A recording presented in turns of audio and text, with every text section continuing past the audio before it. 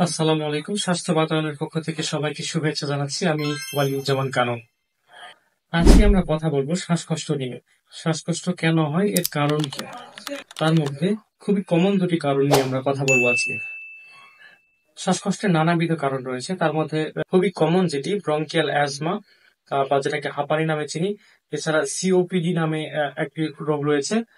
এছাড়া নিউমোনিয়াতে শ্বাসকষ্ট হতে পারে। ফুসফুসের অন্যান্য বিভিন্ন রোগ রয়েছে যেগুলোতে শ্বাসকষ্ট হতে পারে।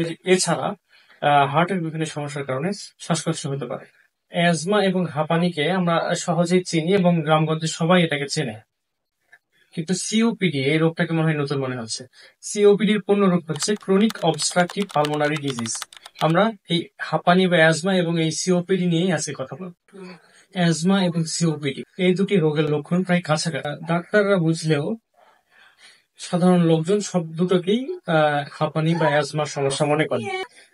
দুটিতেই শ্বাসকষ্ট হয়, তবে হাঁপানি বা অ্যাজমার যে সমস্যাটি এটা মেইনলি অ্যালার্জি জনিত সমস্যা, অর্থাৎ কিছু কিছু অ্যালার্জেন রয়েছে যেগুলোর সংস্পর্শে গেলে এই সমস্যাটি বাড়ে এবং এটি বংশগত।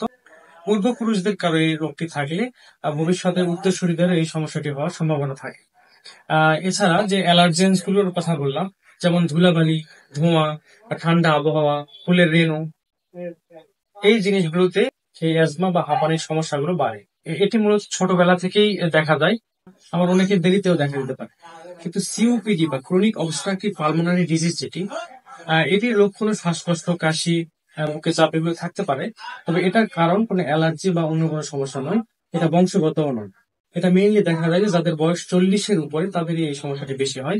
এটার মেইন কারণ হচ্ছে ধোঁয়া বা সিগারেটের ধোঁয়া। যেমন যারা ধূমপায়ী, বিড়ি সিগারেট খায়, তাদের এই সমস্যাটি একটা পর্যায়ে গিয়ে হবেই।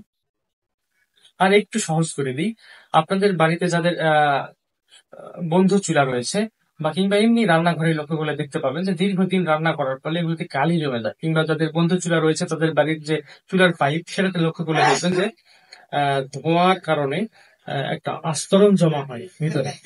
ঠিক একই জিনিসটা দীর্ঘদিন ধরে বিড়ি সিগারেট খাওয়ার ফলে আমাদের আমাদের ফুসফুসে যে ছোট ছোট বেলুনের মতো জিনিসগুলো রয়েছে, রাস্তাগুলো রয়েছে, এগুলোতে হয়ে থাকে, যার ফলে একটা পর্যায়ে শ্বাসকষ্ট দেখা যায়।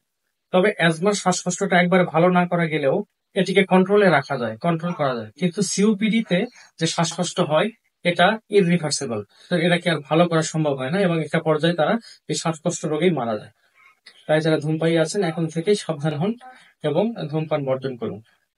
আপনার সিগারেটের কারণে বা ধূমপানের কারণে যদি ক্যান্সার না হয়ে থাকে, কিন্তু আপনারা একটা সময় শ্বাসকষ্টে মারা যাবেন, এটা কনফার্ম।